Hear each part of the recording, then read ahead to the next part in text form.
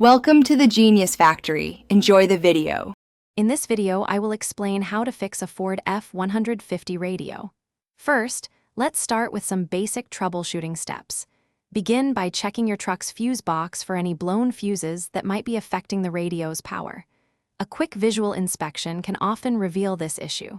Next, confirm your vehicle's battery has a healthy charge, ideally above 12 volts. Finally, try a simple soft reset by disconnecting the battery for about 15 minutes.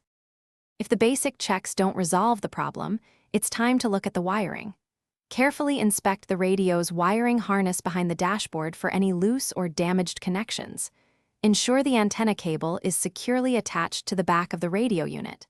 Sometimes, a simple reseating of these connections can restore functionality.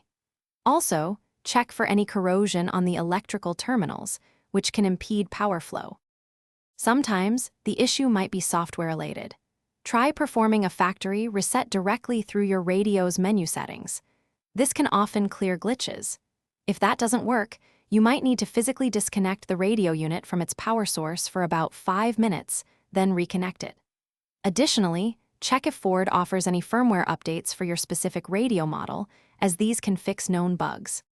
If you've tried all these steps and your Ford F150 radio is still not working, it might be time to seek professional help. A certified automotive technician can perform more in-depth electrical diagnostics to pinpoint the exact problem. If the internal components are faulty, replacing the radio unit might be necessary. You could also explore aftermarket radio options, which often offer enhanced features and improved reliability. Thanks for watching. If you found this helpful, don't forget to like and subscribe.